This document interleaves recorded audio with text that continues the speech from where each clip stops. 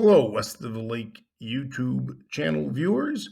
I'm a longtime viewer of the channel, as well as a friend of the West of the Lake Cadillac Club. When in COVID, you took my 1976 Cadillac Eldorado Bicentennial and babysat it for me.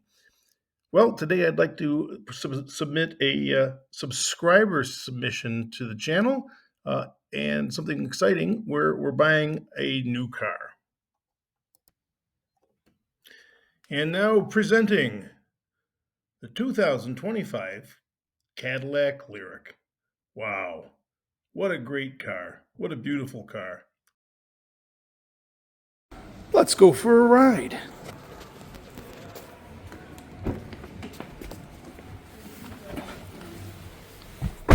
Wait, what? Something's missing. This car's defect. Wait, it's on the wrong side. Peter, you're in Australia, mate. The steering wheel's on the right. That's right, YouTube viewers. Cadillac is new to Australia, and I've just bought one of the first in the Sydney marketplace. General Motors' presence in Australia was only through the Holden Motor Car division.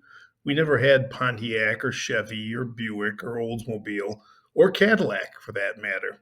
Then in 2024, very late 2024, Cadillac opened up a showroom here in Sydney with the intention of releasing their all-electric only car lineup, starting with the Lyriq. As you can see, yes, we do drive around with the steering wheel on the wrong side of the car, and we drive on the wrong side of the road. It doesn't take much to get used to it, but I often get confused when I return to the United States, and I'll jump into the right-hand seat and then realize, oops, the steering wheel's over on the other side. We're now approaching the Sydney Harbour Bridge, which is a pretty amazing structure in itself. Sydney's experiencing a bit of a cold, overcast day. We don't usually have that. We usually have very bright and sunny days. Our seasons are reversed. Your winter is our summer. Our winter is your summer. Whereas our winter, though, might get as cold as 50 degrees. 80 or 90 in the summer would be usual. And now as we turn the corner, you can see the Sydney Opera House there off on the lower right-hand side, lower left-hand side. So what does it take to buy a car in Australia? Australia has no automotive manufacturing. Everything has to be imported. Holden disappeared quite a few years ago, about the time of the General Motors bankruptcy. The Lyriqs offered by General Motors Australia, or Cadillac Australia, are only offered as four-wheel drive, two-motor, four-wheel drive versions.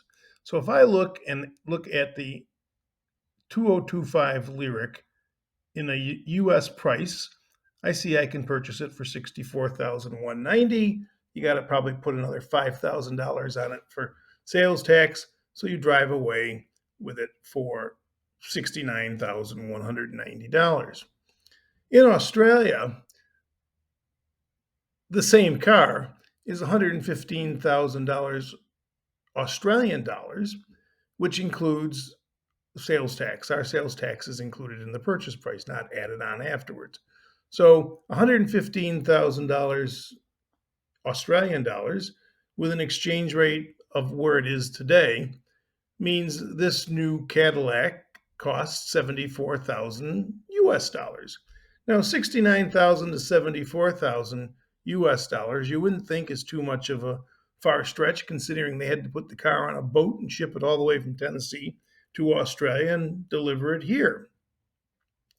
But in Australia, that's not where the story ends. The government has to get their hands into the car sale and the proceeds, and in a significant way.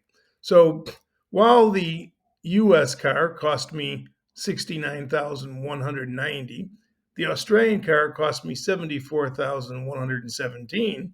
But then the government puts a luxury car tax on anything worth more than roughly $40,000 of another $11,000.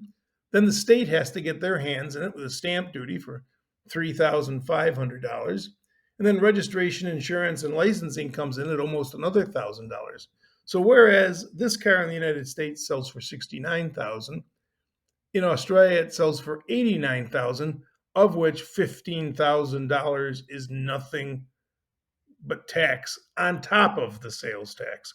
It's a very hard market to own cars in Australia. Depreciation is significant.